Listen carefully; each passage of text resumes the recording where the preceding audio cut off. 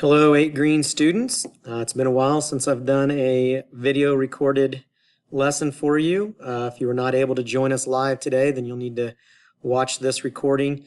This is titled Factors of Victory. So these are the factors that led to the Americans claiming victory over the British Empire. Number one, the colonial desire to fight. We knew this was an advantage early on in the war, but the British underestimated the colonists' desire and their will to fight for freedom. The British never really respected the abilities of the Continental Army and of the colonial militia. So that inner desire to fight for freedom really outweighed the experience of the British Army. Number two, home field advantage. We also talked about this one back with the chances of victory at the beginning of the war. They knew this would be an advantage. They didn't realize how big of an advantage it would be, but it ended up being pretty significant. The Patriots knew the landscape of the land. They could count on support from the locals. Remember, about 2/3 of the colonists were Patriots. Local spy networks were very critical to their success. We watched a clip the other day about the Culper spy ring that Washington used, and so local spies throughout the colonies really helped out. And remember, this was a time before maps and GPS and Google Earth and all of that stuff. So really knowing the landscape helped the American Army, especially the militia who were using guerrilla warfare tactics. Superior weapons or superior arms technology. So the Americans started creating their own guns, which we call rifles. And so rifling is a term that refers to spiral grooves inside the barrel. And so what happens is as the bullet is, or the musket ball is shot through the barrel, in a regular British musket, it's smooth bore on the inside. And so that musket ball just kind of comes out and can go in wonky directions. With the spiral grooves, that makes it a lot more accurate. Think of a football player. Think of Patrick Mahomes. When he throws a football, a real nice tight spiral is going to be accurate. If his arm gets hit as he's throwing and the football comes out all wobbly, it's not as accurate. And so that's the difference between the British muskets and the colonial long rifles that the Patriots started manufacturing. The British did not adapt their military tactics, and I mentioned this just a minute ago.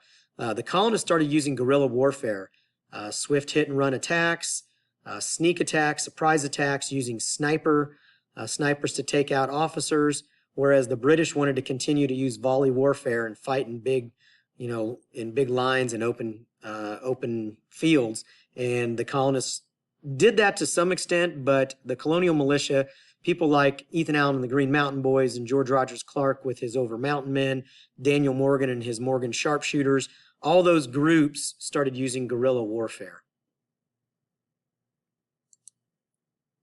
Better leadership. Believe it or not, America actually had better leaders, even though they were less experienced. Their position as leaders was based on their abilities and what they had proven either in the French and Indian War or throughout the American Revolution. Whereas a lot of the British generals, they were given those officer commissions based on their bloodlines and who their fathers and grandfathers were. And then specifically, guys like Henry Knox and Nathaniel Greene and Daniel Morgan. But of course, George Washington was by far the greatest military leader throughout that war and made some really spectacular decisions from about 1776 on. Number 6, the French become our allies. This was not something we could have anticipated at the beginning of the war. Certainly the Americans had been wanting it and hoping for it, but it didn't happen until after the Battle of Saratoga, which is considered the turning point. And at that point, the French supply us with weapons, supplies, soldiers, and most significantly, a navy. So that way we could fight the British on the seas. Number 7, the British never really mobilized the Loyalists. Remember, about 1/3 of the population supported the British Crown. And this group of Loyalists really were pretty wealthy. They had a lot of money and could have had a lot of influence. But the British were a little bit arrogant and never really accepted or wanted the Loyalists' help. And it wasn't until really late in the war where they started looking to the Loyalists to develop militia. But by that time, the Patriot militia had been fighting for years and were much more experienced than these Loyalists. And so you guys read about the Battle of Kings Mountain. basically the Over-Mountain-men came in and just demolished the Loyalist militia at that battle, which severely crippled the southern efforts by the British. So a little bit of arrogance on the British part there. Number 8, long supply lines. So we talked about the Americans having home field advantage. The flip side of that is that the British, not only did they not know the landscape, but it took them 3 months to get information back and forth, to get new soldiers, to get supplies. Everything had to travel across the Atlantic Ocean. And that took time, a lot of time, to really get those supplies over to the British redcoats that were fighting in the colonies. And so that kind of negated their advantage of having all those extra supplies. When they would run short and run out, it took too long to get the resupply to the colonies. Number 9, when we talk about war, we talk about the theater of war and where is the war being fought. And different wars have different theaters of war. This particular theater of war is all of this dark red area that's on the map. And it was just such a large area. It wasn't like they were just fighting in Massachusetts or just fighting in New York. Basically, the British had to conquer all of the 13 colonies and establish dominance in all 13 colonies. Whereas really the Americans just had to kind of play defense and just simply survive the war effort. They weren't trying to conquer the British. They weren't trying to, claim any land from the British. Yes, the Americans made the mistake of trying to, capture Canada early in the war, but after they failed miserably in Canada, they never really tried to conquer anything else. They were just playing defense and then launching some strategic offensive attacks to try to, weaken the British army. But this vast, large theater of war made it really difficult for the British to win this contest. And then number 10, the British basically just became uninterested.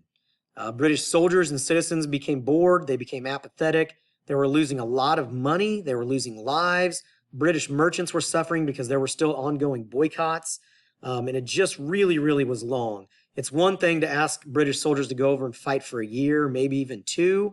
But then when you start getting into year 3, 4, 5, 6, that's a lot of time away that you're asking of these British soldiers.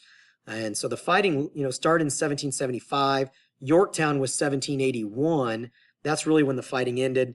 We don't get our official independence till 1783. So the war officially was 8 years long, and about 6.5 of that was fighting with redcoats over here. So it was just a long, long war. So those are the kind of the top 10 factors of victory. Some of them more important than others. They aren't really ranked. To be quite honest, I just kind of put them in an order. I would say certainly if I was to look back, numbers 1 and 2 were really critical to the war effort, but all of them played a part. Superior technology, the British not adapting their tactics, George Washington and his close upper echelon of leaders, the French coming in certainly was big. And then, the British not using the Loyalists, the British having long supply lines, the British having to try to conquer all 13 colonies, and then the British becoming uninterested. So they all kind of played a part in factors of victory. All right, thank you for sticking around. Have a great day.